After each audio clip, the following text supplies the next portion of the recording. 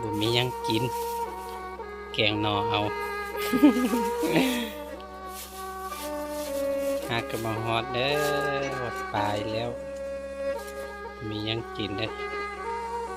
ไปเอาหน่อว่านมาแกงครับ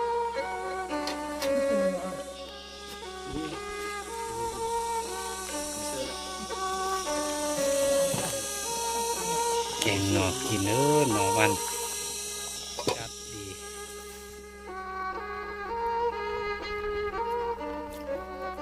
มีน้ำใสดีมีป่าอยู่เด้อแต่บุทันไปโลบุทันไปดำเอา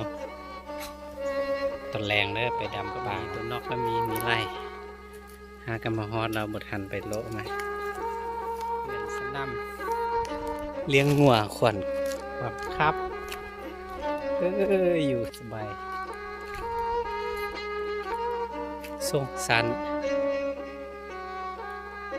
ส่วนงัวเด้อเที่ยวนี้แม่นมัดปีนี้สิลาวแล้วปีนี้ลาวมัดพูตัวนี้เลยไปสบาย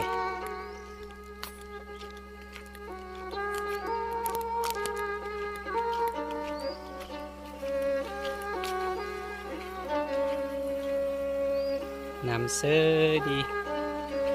ความคักอัพคือซีเย็นดีแล้วมาอยู่แบบนี้เรามันปวดหัวอยู่กับงัวควายนี่มันมีความสุข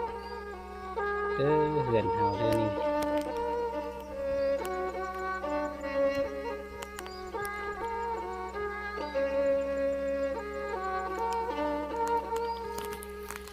ตอนนาสิเห็นน้องป่าตื่ม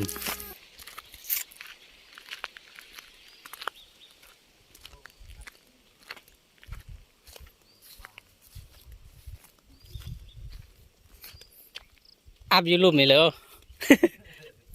เต็มไปเลยบ่มือหน้าเขาสิโจกอันนี้นี่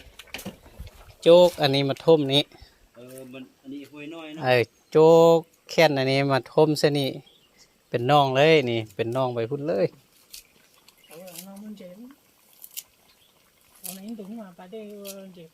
ปูเปอู้เปนี่เป็นน่องปลาเลยนี่นะมือหน้าเขาสิมาแปลงเอา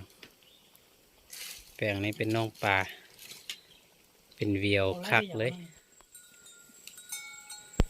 โอ้งามๆนะเด้อตุยๆเลยเด้ออีออเปะเปล่าอีออเปะงัวงามนะเด้อตุยๆแล้วตุยๆงามๆตะเกียงอันเจ๋ตัวนี้นะนั่นน่ะสิตามบ้านตัวตะกี้มาเลี้ยงตัวนี้นอนนะโอ้ความงามตุยงามๆแล้ว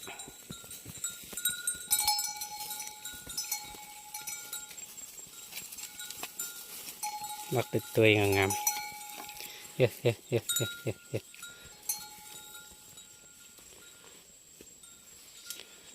อื่นเราเสียวเกลือมาให้กินนะเนี่ย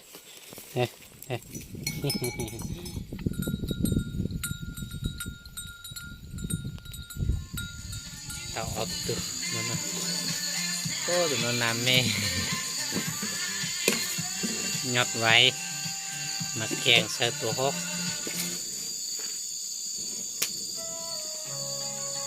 คืนนี้ได้แค่2 ตัวนะนี่ยอดไว้มาแกงใส่ตัวกระโหลกเด้อพี่น้องนะโดนมาเพื่อนหนึ่งเราน่าจะอร่อยมากเลยตัวนก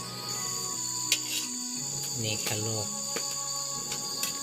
ยอกไว้คืนนี้จะแกงกินเด้อ